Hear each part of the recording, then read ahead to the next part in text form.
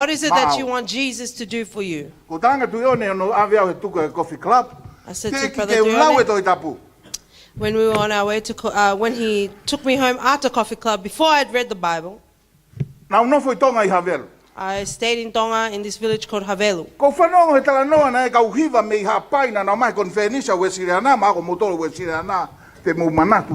I had a story about a group of singers who came from Ha'apai. And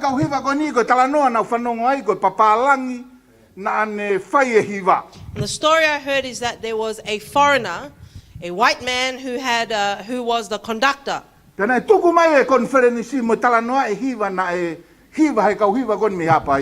even after this Wesleyan conference, people still talked about this song that was sung by the people from Ha'apai. It was a song about the blind man. I didn't know that there was ever a story like this in the Bible.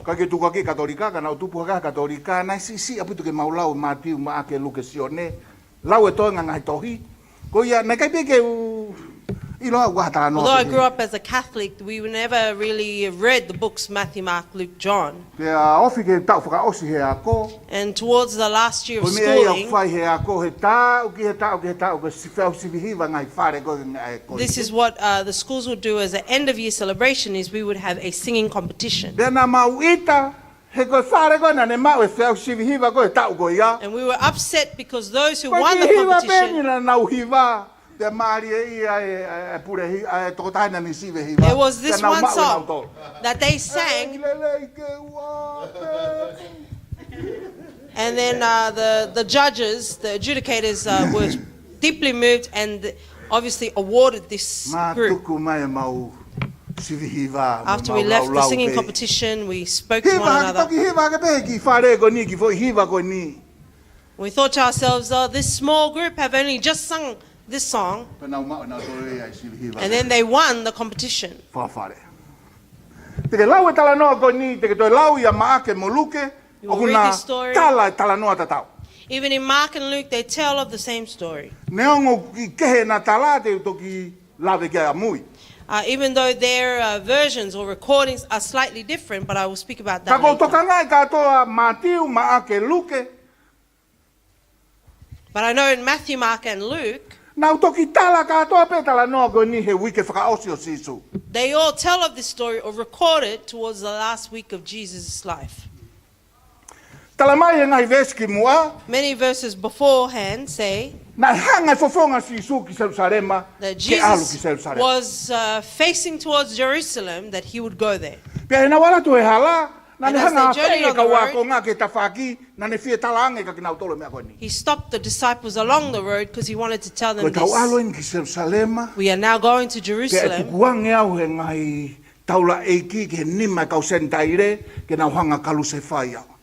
And they will allow me to be left into the hands of the people. And I will be crucified, but I will rise again. I'll be. And this is the third or fourth time that Jesus is telling the same thing to the disciples. You know the story. He has just finished telling them he's going to Jerusalem and he will die there. And here comes the mother of John and James. Lord, I ask you to leave both of my sons, one to your left, one to your right. It still was not understood by the disciples and this mother.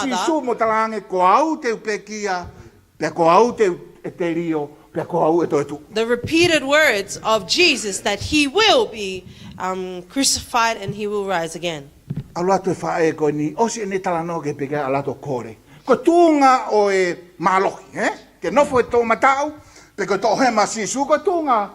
it's a power position.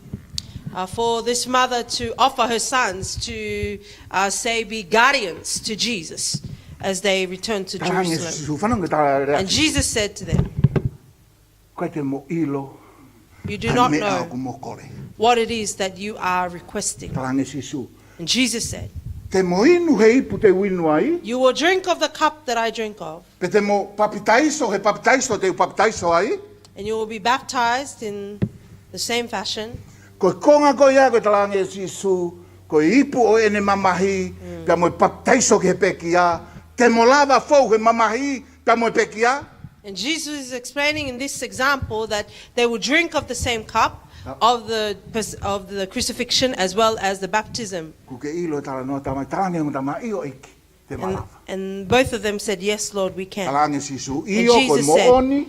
Truly I tell you, Papitaiso te mo inu. and he you will ipu be te winu baptized ai. and you will drink of the cup that I drink of. Ka koe nofo ke ta whaaki, ke o tō hema mo tō matao, mea peia e ta mai kene. But to stay on my left and my right is of the Father. Ko hinga sisu io te mo safalo ua. The meaning of Jesus' meaning here is that they will Ke both ilo i kuanga suffer. se misi, ke ilo i kuanga sione. You know both of their endings. Ka koe nofo ki ho tō matao, But to ka stay mo on tō my right hema, and my left, o ka kia aku ia ke oangi. it is not Koe for mea me peia e to ta give mai to kene you, hanga it is the whaka. Father who gives. Tō rewa sisu e whainga maari e ko ia ke ne hanga, o ako ne kina kau tangata, whawhekau aki mo ngā ue whasewani. Jesus then took this opportunity to teach them regarding servanthood. Tō hange sisu. And Jesus said, Ko mamani, ko ki nau tolu ko ku pure i mamani. O Those nau who pure rule the ka world- wao nau tolu. those who rule the world, Kai kai ke pehe ka ki mau tolu. but it will not be like this Amen. for you. Ko mau tolu ko mau loto ke mau hoko ko pure, You who want to become a ruler, te mau hoko mau toko se vaniti. you will first become Hallelujah. servants. Ko mau tolu ko mau loto ke mau maa ngai tunga maalunga whae eiki, For those of you who want the position of nobility, te mau hoko mau tolu ia ko Of tamayo lords, eiki. you will first need to He kai ke become mau hange ko servants. mamani. You will not be like the world. Whanongo ke vesua walu o wahai wanoa. Listen to verse 28 Ko of uhinga ia mea chapter ko 20. nai aua ke he tau talanoa. He koe whoha tangata, For the Son of Man me kai ke hauia ke tauhi, did not come to be served, ka nai hauia ke ne tauhi. but to serve, Pe whake ne mo ui koe ha, and to give his life koe to tongi, as a ransom for many. whake ne mo ui koe to tongi. He gave his life as the payment for the sin of the world. Osi koe vesua walu ko ia, hoko rewa e tau re soni. After verse 28, we come to our lesson. He kou whehu. Because I question, Koe hea mea ku whakatua e ki talanoa ko ni, koe wike mahu inga au pito e ni wike whakaosi o sisu. what is the reason behind this story having such a place closest to the end of Jesus' life?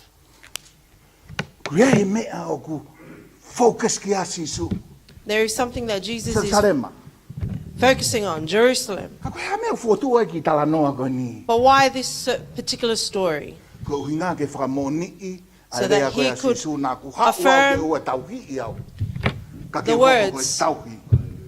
That he said that he did not come to be served, but to serve. Mo whatongai, You notice here, ko hono wike whakaosi e. this is the final week.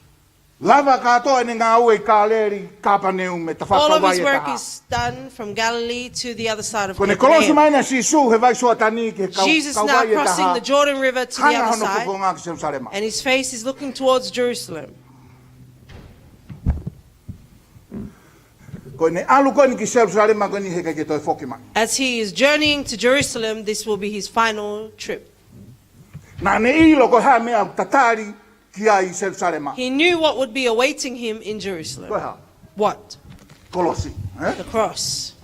Ka ko mea ko ho vare ta noa ko ni. And that is why I'm surprised by this story, Lolo tonga ene te uia ki he kolosi i Jerusalema. that whilst he was preparing for the cross in Jerusalem, Lolo tonga ene whakamamau ki he taumua na e hau ai ki mamani ki hoko ko ransom ki he toko tāko tope. whilst he was focusing on the reason why and the purpose of why he had been sent to earth, O ne kei mau taimi pe. he still has time Ke tokanga ke haongo kui o ku tautu he tawha aki he ve hala. To be o ke concerned. ni pe kore kore. for the two blind men Lolo along tonga ene the road. whakamamau ki he kolosi Jerusalema. Whilst he is thinking about the cross Teu in teu ke Jerusalem, fou he laka ko ia mo ui nai whai ki he ne mo ui. about to go through and endure the course of his life that was O ke purposeful mau before. taimi pea sisu. Jesus still had the Ke time tokanga ke haongo ki kui.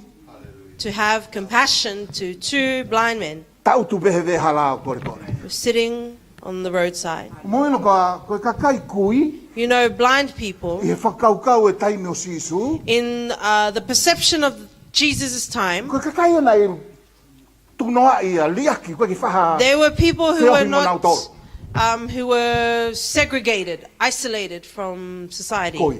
Na tu mawahe nau tolu ia. Yeah, Koe ke tokanga i nau tolu. they were not taken care of. Ko unga he koe. Sia toko taha kotoa e taimi o sisu ke he kakai kui. Because Koe nau everybody- whakaukau pehen. At this time of Jesus would look upon blind men like this. Pau pena e angahala. He committed sin, Koe mea kui ai. that is why he's Ka blind. kapana ka ki angahala. And if he did not sin, Pau pe ko ne tamai. it must be his father Pau pe ko ne whae. or his mother. Koe hanga ia koe e sio koe ka hataha kui. That was their logic, their explanation for the Tala mai blind he men. ni lolo tonga e sio a sisu ki se Said, sare ma. whilst Jesus was looking towards Jerusalem, Teuteu ke pekia he kolosi. preparing to be crucified on the cross, Ke i mau taimi pe ke tokanga ke kakai he ri still aki koe. had He me hala. time to care for those He who koe were me forsaken rea, by the nai roadside. kai te uhau ke tauhi au. For his words Ngā were, tuhau "I did not come ke to be tauhi te served, whake moui. but I came to serve and to ransom my life for many." Loto kakai ia ke tauhi. Many of the people wanted to Whamamahe- stop him, Tapuni hona ngutu. to close their mouths, the mouths of the two blind men. Lolo tonga nau whaama nau toke. Tapuni hona ngutu. But whilst the crowd may have wanted to rebuke them, Fie mau e sisu ia ke whanongo. Kanau. Jesus wanted to hear what they had to say. Lolo tonga hano whi mau he kakai o te morea ka sisu, tukuanga sisu ia ke taua taina. And whilst the crowd were rebuking them, trying maybe to lighten the load of Jesus, Tala mai tala noa tua sisu ia. Pe aui o mai ki nau akate. so Jesus stood and said to bring them. Nau tangi, koe hea mea mo, koe ki whi mau e sisu ia ki mou. Jesus didn't want them, is what the crowd may have said. Whi mau e sisu, whanongo ke tāndang sisu. No. Koe hea mea o ku mo loto ke whai mai moa. And Jesus said to them, "What do you want me to do for you?" O koe ke tau loto ke tau tatau pa moe kakai. Tala mai he tala noa na ke whanongo e kulau. The story says, as you heard me read, Koe alu koe na sisu ki Jerusalema. That Jesus is going to kakai toko Jerusalem. lahi, nai mui mui ai. with a great crowd of people that was following him. Pe koe whahinga na tūlai ni kakai nai mui mui a sisu. And this was the nature of the crowd of people that was following Koe Jesus. whatongai unstoppable church. You notice here, church, O koe ke tau pehe. that we are not like Amen. this. Amen. Koe ke tau pehe. Whanong, Listen, koe lea pe tahana e tō me fufonga sisu. one word came from the face of Jesus. He tala noa koe ni hono ai e mātiu. In this story that Matthew has recorded, Koe ha, ai mea o kumoloto ke whai maki mō. what do you want me to do for you? Koe lea bea sisu he tala noa koe ni. That is what Jesus said in this story. Te weke atu. Let me ask you, Koe ha mea o ku ke loto what do you ke want whai sisu mau. Jesus to do for you? Ko tau tā wha, ko tonga wako he koristonga. At 14 years of age, I was at school. Ko mana tui lelei. Ko ke wilo koe. I remember very well. Ko hola po uri mai me whare moheo hu ke mau whare kaina ka ke ato ka wai u te pire ai. Hu ke lau te pire. And I snuck out of our dormitory into the kitchen and under the table. Ano lelei? Listen carefully.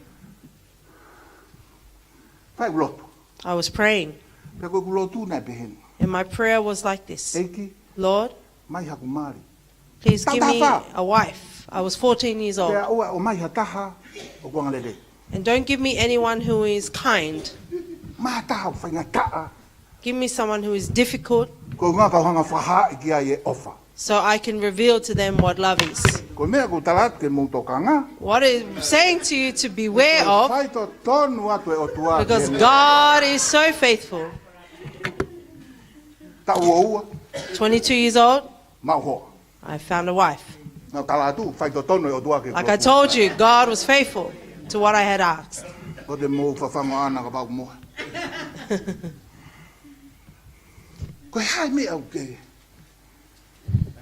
What do you want Koe hai me au Jesus? ke loto ke whai si suma. What do you want Jesus to do for you? Ka koe ne whakalata ko ia e te lotu ke otua ha mea.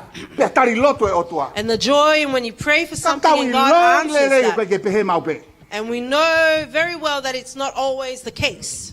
O si koe maako mo vao. After our school, our Bible college with Na ia i Pastor, ngahi lotu ka ki mau tolu there he were many te prayers tuko for e ako. us after Ka koe school. mea pena whanongo ki ai ki he lea e kau whai ako mo And all I tōna heard whai from the lotu. scholars and the teachers who were Kei praying whie for mao pe us ke hoko atu. Kei whie mao pe ke hoko atu. is that we want you to continue on. Pena ku kore ai ke otua. And I Kei asked hoko God, atu mua me pi ei ke maa. please help me to achieve my master's. Pea ikai e otua. And God said no. Ko loto mama, koe. I was loto mama hurt. ke apito. I was very hurt. More atua i he atua i moku atamai ba moku to o ngā aku i maman.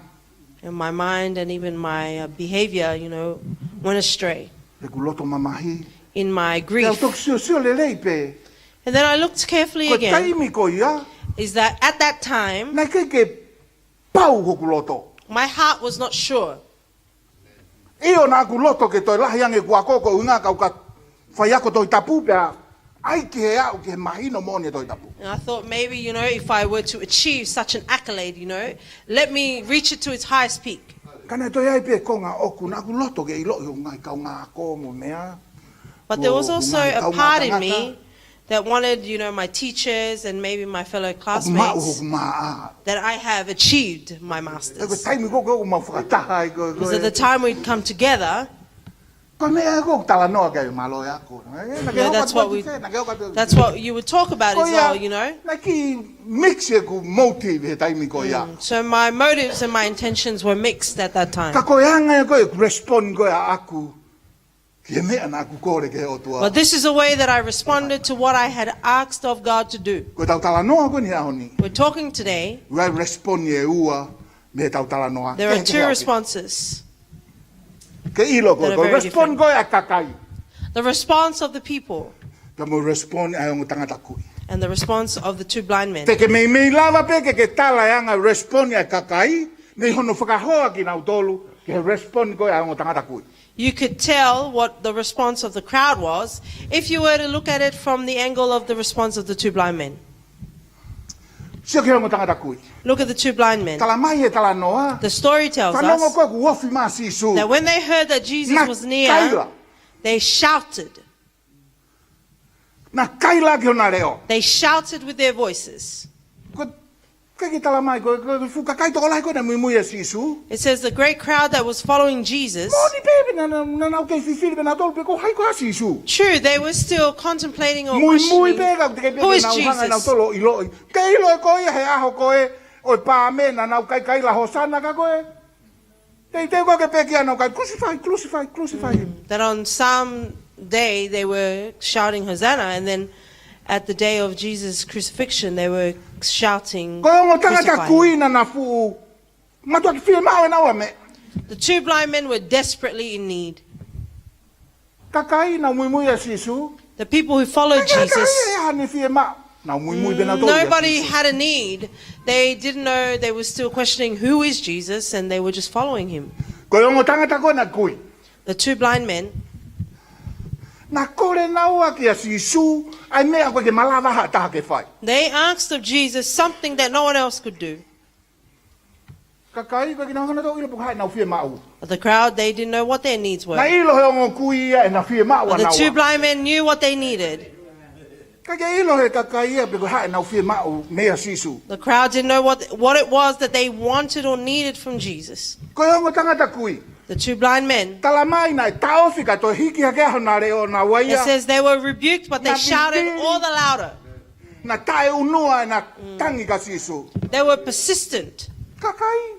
The people, Isi. Mui mui pe ia sisu. Kia tai ai. Ngau they ngau. were following aimlessly. Mahino mai rea ka te au. It is made sure to me then Na e ilo he ongo tangata kui ia. that both these two A blind men sisu, knew me ongo e na Jesus, kui hona mata. even though their eyes were blind.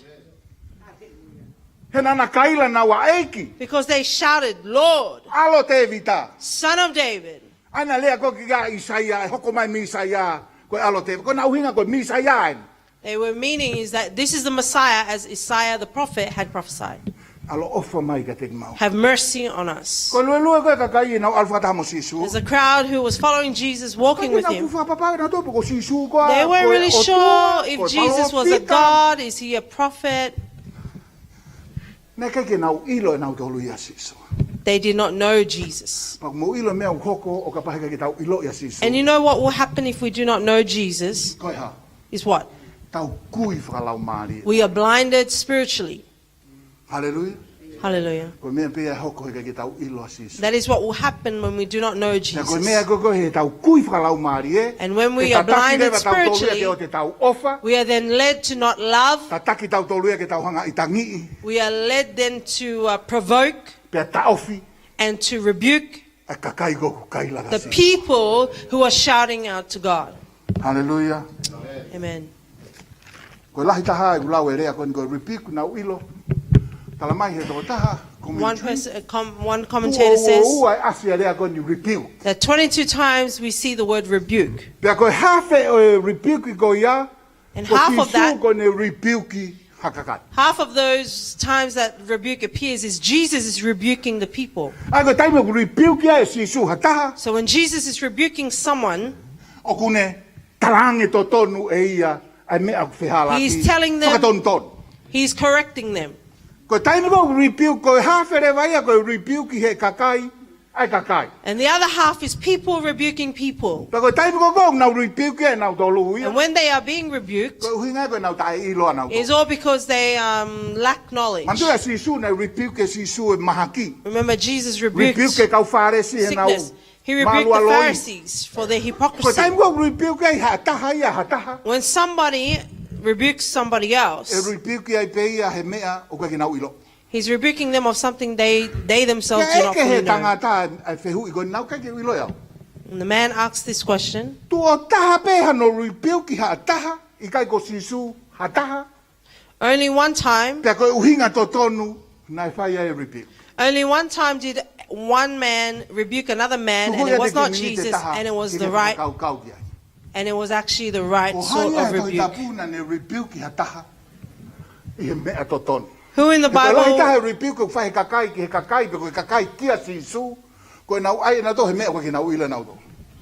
in the Bible rebuked, and it was actually the right? And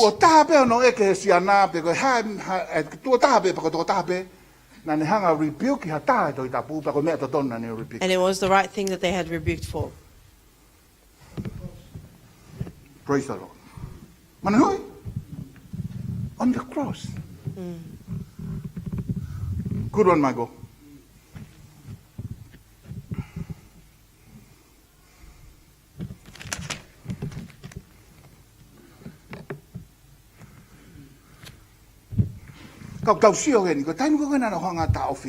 And we see here at the time that they were trying to stop them, that the crowd rebuked the two blind men.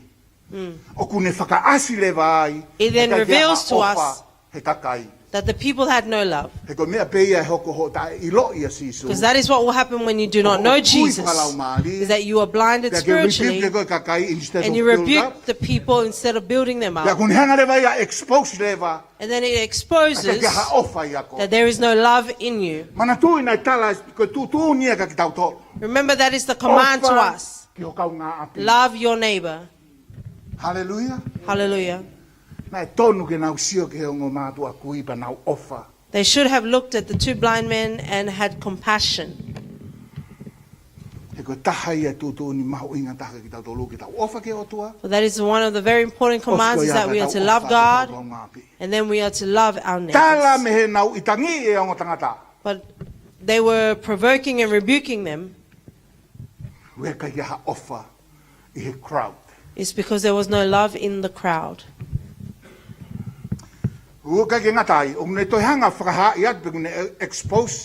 Not only that, but it exposes Ai malua loi go e kakai lotu. the hypocrisy in the church Mana followers. tui ko And church fukakai toko followers. lahi ko ni mui mui a sisu he Remember this big crowd that is following Jesus from Jericho Ko to kau whanonga Jerusalem. Filikini.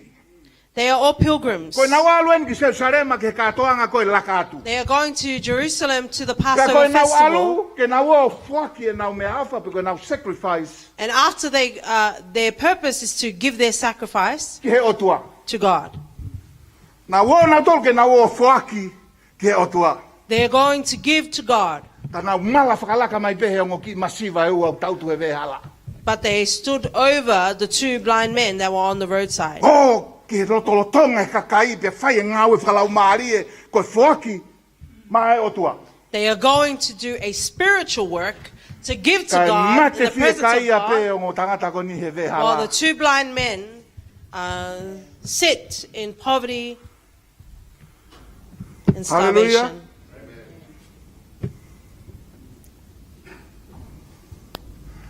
Ka ke ngata i ne te hanga expose ia tu. Not only that, Si e tui he kau whanonga. but it also reveals that there is a lack of faith, very Hallelujah. limited faith in the Tau ile tau people. tole tala noa koe tangata pipiki na ia no kau kanga tangata e wha. We know the story about the man Koe tui koe kau tangata na nauhanga fua. and the Kona fall that taunga their mea faith na was mahaki. that they would carry Ka kai their te lava hu he friend. matapa. Hai ato. If he could ke not go tupuhipo through the ki la. door, they would make a hole in the roof to put their friend Ka down. utu e ongo kui he vehala. The two blind men are seated on the roadside. Hala ke aha taha e fua mai ave. Ka koe tupunga foki e nau kui whakalau maari he nau But tai. no one was there to carry the two blind men and bring them closer to Jesus because they were spiritually blind. Na nau si fata mai ongo matua. If they had faith, they would Ave bring the kafisu. two blind men, bring them to Jesus. He nau ilo whai e si sue whakamoui. For they knew that Jesus would be the healer.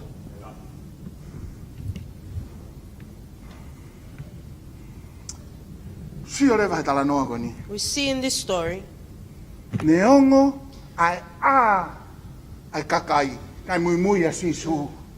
that despite the people who were following Jesus being awake, Na nau kui kotoa.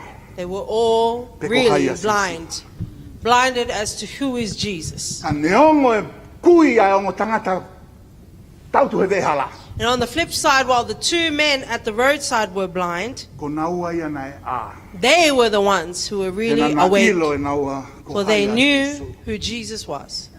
Ka pau te uhanga whakahingoa tala noa ko ni. If I am to put a name to the story, Te uhanga whakahingoa tala noa ko ni. I would title it Ko e ongo tangata kui nana a.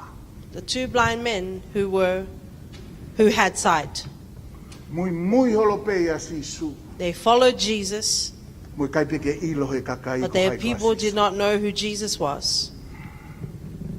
O kou tui ko ongo tangata ko ni na ana whanongo he lau ko e wholofola he whare lotu. I believe that these two men must have heard the reading of the Word of Ko ilo God. nana lau e taimina hawai The ka synagogue. Isaia.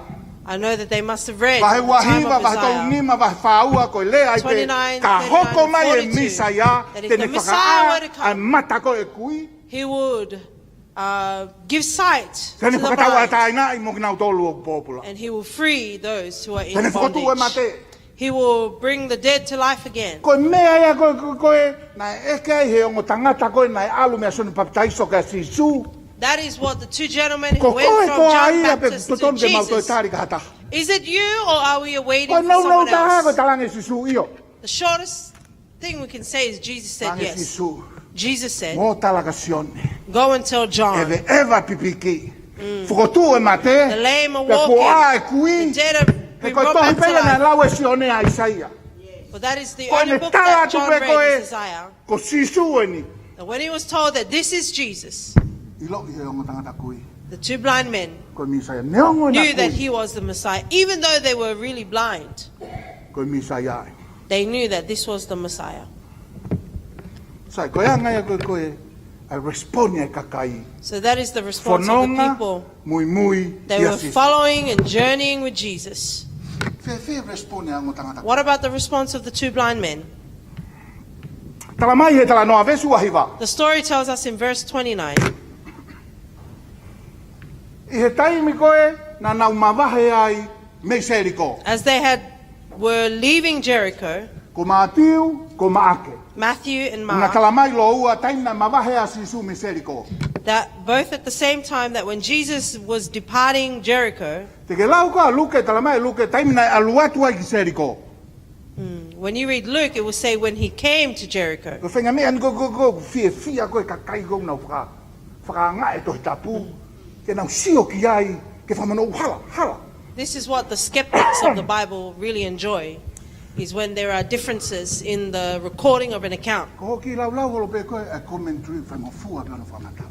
But when we look further or look into commentary, Koe ka kai it's easy to understand. koe nau mea pe whai koe keri e whanua mau e ngai whakailonga mea koe ki mua. There are people who are archaeologists who dig up things like fossils and things from the many thousands of years ago to find out about the earlier Moina nau world. kumi koe ni a Seriko. When they were looking for Jericho, Kai ko Seriko e ni a koe na whakaua koe e sosiwa. this is not the Jericho that Joshua had defeated, or the wall.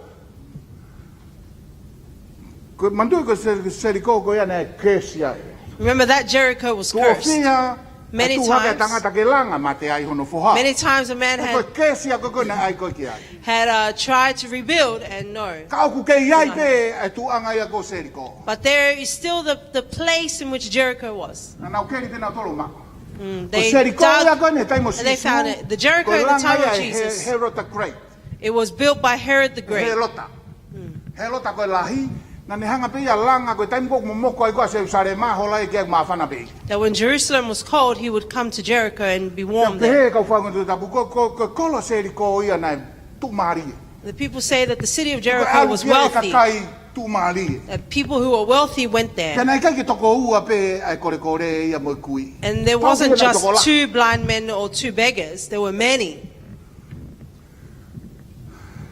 Pe he rewa he talanoa. And then the story says, Aia koe uhinga koe kau mea. Ko luke koe ne pe he na e aluatu ki Seriko. so Luke recorded that Jesus was coming to Jericho. Nau tala pe talanoa, tala luke ia e ne hau ana ia me Seriko motua ke Seriko fo'o.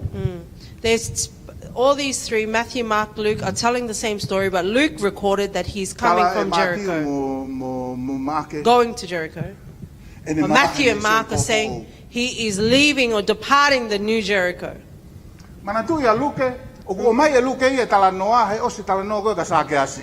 Remember, Luke gives us this story after he spoke about Zacchaeus. Tēnā pe he neongo koe ke loko aha, ke iai pe kakai unofo he Seriko motua koe ne he taimu sosiwa. That there were still people who were living in the old Jericho Tēnā nau whakaukau. from Joshua's time, Na and they nofo thought tangata koe ko sake asi, me iofi that atu this e te man koe. Zacchaeus lived closer to that Koe au koe Jericho. ke hala tohi tapu. Therefore, the Bible is not wrong. Tala he toko taha mawahe koe me Seriko motua. One says He that toko they ua. are leaving from Jericho, or 2 Tala he of them toko say, taha hau ke Seriko and fo'o. one is saying that he's coming to the new Koe Jericho. tala noa au taha pe. The story is only one. Kai ke ngata ai tala mai Mātiu, koe ongo tangata e ua. Not only that, Matthew says there are 2 blind men. Ta mai maa ke mo luke, koe Mark and tangata Luke kui pe said taha. it's only one blind man. Tala mai maa ke ko hingoa, o tangata kui koe taha i hene tohi ko Patimius. Matthew says that one of those men is Bartimaeus. Ki lau atu pe a commentary, We read the kai ke commentary. fuoloa ku ke ilo. Not long, you will know. Ko maake, pia mo luke, na Mark and concentrate pe he toko taha koe na uraki rea ka siso. They were concentrating on the first person who cried out to Jesus. Ko Mātiu, Matthew, ko mei whanongo au ia ka Mātiu, he ko ilo, na kawa Mātiu he alu.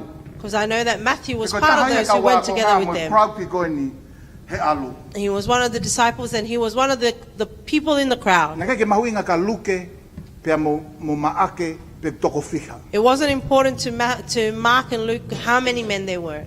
Koe mahu inga na ia e kui, na nofo he The vehala. importance is the blind man that was on the roadside. Tala mai na tauto e ongo tangata he vehala. It says the 2 men were seated on the roadside. Pia ke te au, koe anga koe na respond.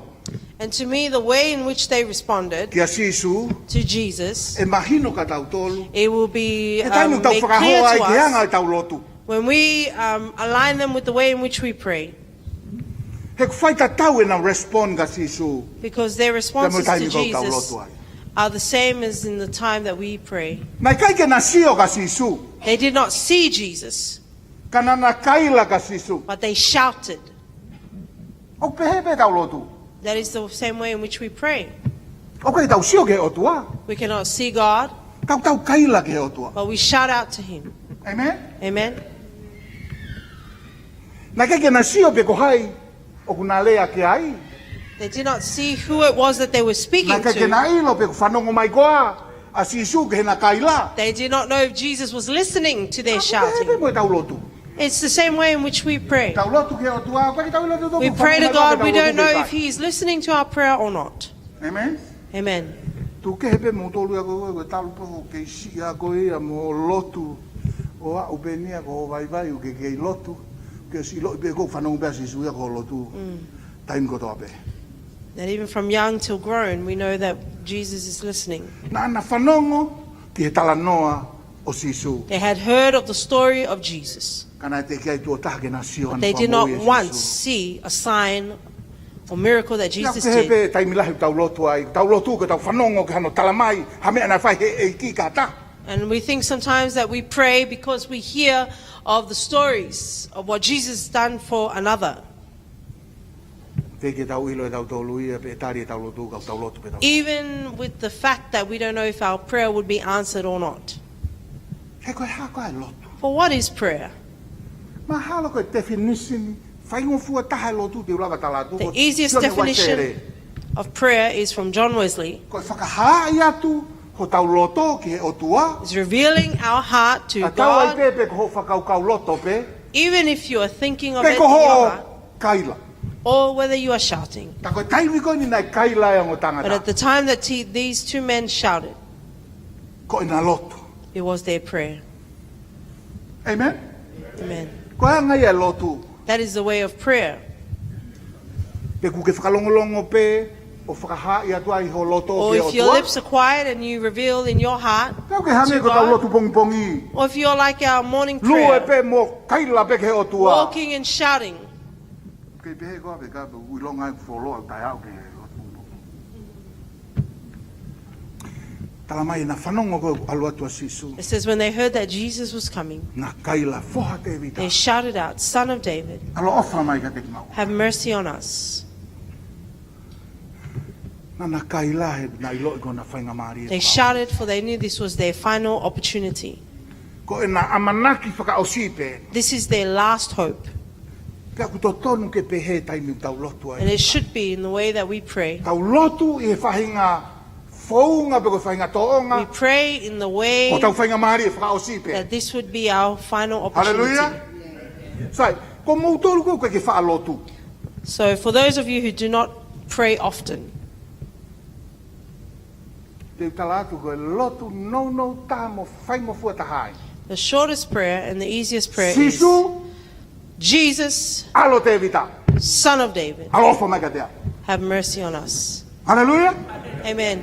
kamakamatai Begin there. sisu Jesus, alo te vita Son of David, alo ofa mai ka te have mercy on me. Pe kai ke o vare ka ke ka hau he ui ke ka hau o tala mai.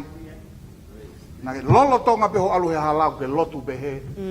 And I won't be surprised if you tell me that you're journeying on the road and you prayed like this and God answered your prayer. Kai ke ngatai. Not only that, Ko ia ngai ne respond ko ko ia ngo tangata. this is another way in which the two men Ta responded. ofi atu pe That they were rebuked, kana tai unua pe. but they shouted louder. He tonu ke pe he tau lotu. Because our prayer should be like this. Ta ofi pe That we are ta tai silenced, unua pe. but we persist. Lotu tai tuku. Pray without ceasing. Amen. Amen. Lotu mau pe. Pray always. O kai ke to tonu ke hoko whanga ki me ai iki. Small things should Ko not mea ni e allow ta ofi atu pe ko e ha ataha ke o te ke lotu mo longo a pe tuku e lotu that ui. someone would stop you, that your prayer is too loud and you would Ika. stop. No. Ko taimi o tau lotu ai. At the time that we O tau pray, tui aki me o tau hori ke o tua. we are yearning for God.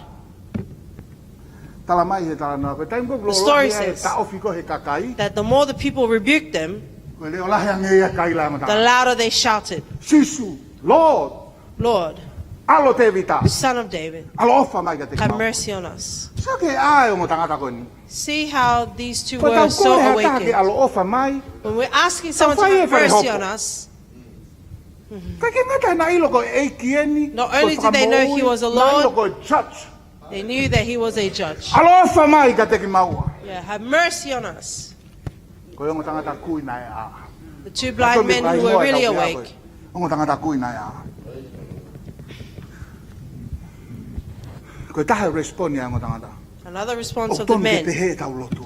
in which we should be too when we Whakatau pray. mua pe ai kaila kia sisupe. That the shout is intentionally I he purposed for taimi ku lahi Jesus. e ngahi o tua. In the time when there are many I he gods, in taimi o ku lahi e ngahi tui ke ke the he. time when there are many different Ko e tau beliefs, kaila ke whai pe ia ka sisu. our shout should only be for Jesus. Amen? Amen. Ko ia ko toa pe lotu i hoku hua wha. Whoever should pray in Pe my ko ia name, ko toa pe te mou kore or whatever you may i ask, hoku hua wha. in my name, Te ufua ke atu. I will give it to you. Na na i loo i neongo e na kui. They knew that although they were O hai e blind, tangata to tonu. the right Ke man whakatau mua ke ai e na lotu. for them to purpose their prayer. Na na i loo i ko ene misaia. They knew that he is the Ko ene Messiah. whakamoui o Isleri. Here is the Savior Ko of ene Israel. whakatau e taina. Here is their Ke freedom. whakatau mua rewa e na lotu. ka And then their sisu. prayer was purposed for Jesus. Kai ke ngatai. Not only that, Ko na respond whakaosi koutu i te tau wako mea i he whaunga i tau lotu. their final response in which we can learn for the way in which they prayed. Mana tui, tala mai maake. Remember, Mark said Ko toko taha pe ko ia ko pati miusi. that one of these two people was E kono moni Bartimaeus. ko maake, tala mai maake. Ko pati miusi na e kaila ko e ka sisu. He says that Bartimaeus is the one who shouted. Kai he tala noa ko na matiu tala mai naana. But They in were united. Matthew, yeah, Ko tangi pe ko lotu ka sisu. Fai toko la, fai that their whakata. shout or their prayer to Jesus was done in communion with others. Amen? Tala mai tala mai pe maake ko pati miusi na e kaila. Yeah, Tala mai e matiu na e toko ua. Matthew says there were two. Pea koutui, ko And I hinga mena believe whahingoa i pati miusi. This is the reason why he was Kamata named that, pati miusi ke kaila. Eiki, alo te vita. because he Whamoia. began by shouting out, Ta utu pe kui e taha whalonglongo pe. while the other man maybe Toi sat, kaila pe, ta ofi atu, toi kaila pe pati miusi. and he shouted out Alo again, te vita, alo fa mai ka te au. have mercy on me. Kamata rewa ke ongo i he kui e taha. And Toi maybe the kaila other mo blind ia man eiki. felt, Alo te vita. and then he too shouted, Whamoia. Lord, Koutui ko ne tu Have o mercy ua on tu me. tolu pe na takita kaila. said 2-3 Na ongo times i and loa they na each, lotu na kaila they whakatahare. felt their prayer Eiki, and shouted in alo union, te vita. Lord, Son of Hamoui David, ki maua. have mercy on us. Ko ilo pe ia tala mai. He wholofola ka ke lotu. Hu toko taha pe ke ho whai anga lotu. Pea ke lotu ai. I know that the Bible tells us that if you are to pray, go into a secret place. Pea moni pe. And it is true. Ka au toi kehe ange taimi. Tau hau whakataha katoa ai. There is also a special Loto time when we taha. come together with Tau one mua pe heart taha. one Pea tau purpose. tangi whakataha ke o tua. And we shout together Eiki, alo te to the vita. Lord. We say, Alo so mai Lord, ka te mautoro. Son of David, have mercy on us. He ku tonu ke pehe tau lotu kai. Well, that is the way our prayer should be. Hallelujah. Tonu ke tau kau whakataha. We should be united together. Ta koe vesi rewa kou whakau whai ai. And the Ko ia na verse ni mau i tokanga. that captured my attention Vesi tolua. is verse 32. Ta ofi peka na kaila pe. They were stopped, but they shouted Tala louder. mai lewa e vesi tolua. And then verse 32 says, Jesus, stop. Tua sisu. Jesus stopped. Mutoro ko koe na e whaalau e tau pesi au kai. For those of you who are on our messenger for fasting, Nā whakaose ko meni a ke whehui ko ni. my final comment was with this question. Mu pēko hamena tua sisu. Why did Jesus stop? Hamena tua sisu. Why did Jesus stop? Ko hui ko na kaila.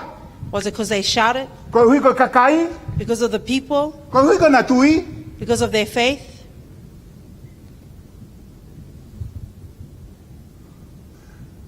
Se talaka moto. I will tell you. Ko uhinga na tu, ko ke tu ko uhinga na tu asis. The reason why Jesus Ko ulo pe stopped, kalmai make. Ko fra o sika talaka make talano ko ni tangi sisu. Ko ke mo ui I ho tui. and Jesus said in Mark's account that you are made healed through your faith. To lau le pe ko e You can read it again. ko ka fra ton le ko to tapu. For the interpreters of the Bible, heal. that is not the meaning of. Sei. O fra mo ui ko ia. Yeah, I ho tui. Salvation ia.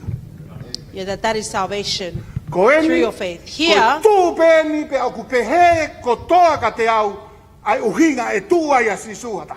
and the one reason why Jesus would stop for anyone Ko uhi is because of his compassion. Vestolfa Verse 34. Yeah. compassion.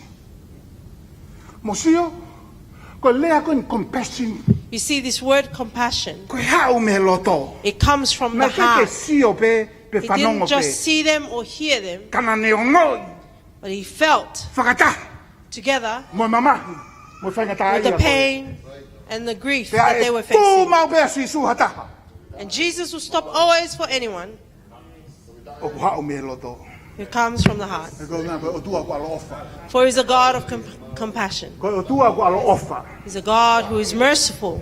Kai na lotu ko o tua o ko alo Church, ofa. he is a God who is La merciful. we ke ne face kolosi. Even when he faced the cross, Ke te taimi pe ke alo ofa. he still took time Ke hongo tangata riaki. to have mercy upon two men who were forsaken. For he is the God that we serve, Ko o tua o ko alo ofa. a God of compassion.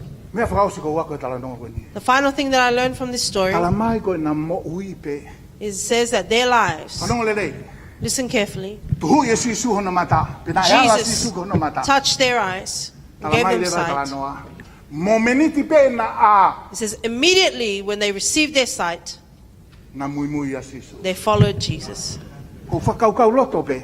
I think to myself, Lolotonga kaila ka kai. Crucify him. Crucify him. yeah, while the people were shouting, Ko tui nai kau e ongo kui koe ni he. I believe these two once were blind men.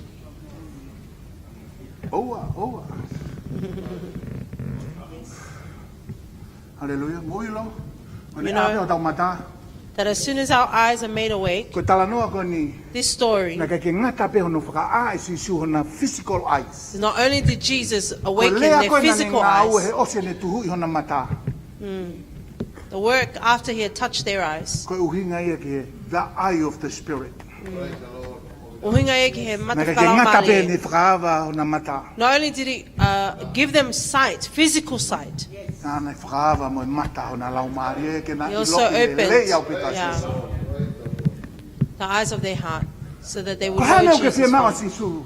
What do you want Jesus to Kene do whai maa au kanga no? for you, church? Ko e ako. Is it Ko whakaukau mo i o tau pe si ko pe. You know, our Ko page- whanga maari e ke na kore eiki ke milionea pe mua. this is the opportunity to say, Lord, if I were to become a Tala mai e millionaire. maa ke ngata na kui ko ngo pen pen. Mark said not only were they blind, they were beggars. Kei lo tau mea ko whakaukau ke ai. Ko ngata ko ni. Maa pe hona lotona. And you know what I think is that these two men Mahalo ka pana had kuau ko pure tana. hearts. Eiki. Kai pe ke ukui, kai pe ke milionea. The Lord, leave me Eke blind, but make millionaire. me a millionaire. Pe alava kumi ho mea kotoa. Te And ke you kei can find kui ai everything. pe o tai ngata. But you will still be blind for eternity. Kana e maa hona loto. But Eiki. their hearts were pure. E a pe ho mamata. Lord, only if we were to receive our sight. Ko re son whakausi kai ngā loto. The final lesson is church. Mo ilo taimi tau kore ha mea ke eiki. You know, whenever we ask something of God, You always give more. then e o All mai you mau have to pe, do o lahi angi he mea Is tau kore. think and start imagine. And for God to be God, Yeah, He has to do more. amen. And you can think and you can imagine. Pata mai whawhita i Thank you, maua Jesus. maari e whiwhini. Koe uhi pe ko ho wholofola. Tala mai koe fufuhunga mo ui. Koe maulotu eiki. Tuku ho wholofola ke no fo ia ho mauloto. Tuku ke ne lava to'o e mau whakakaukau. Ke mau hoko koe kakai o ku mo uia ki ho folofola. I kai koe kakai ke laupe. Ho folofola. Ka koe kakai ke lau pe mo uia ki ho folofola. Ke mau hoko pe koe kakai koe kau whamoni pe. I e sino. Tapakina ai hoa malanga mo tamai o eki o amana ke ne manawa me mo nga mau amana ke ai. Teu i ho mau loto. Ke whakatau katea e tūtui mo tāna ki. Pake ke mau ai pe langi he huafa o sisu kaisko alo. Ka ko mau whakamau. Amen. Malo abita.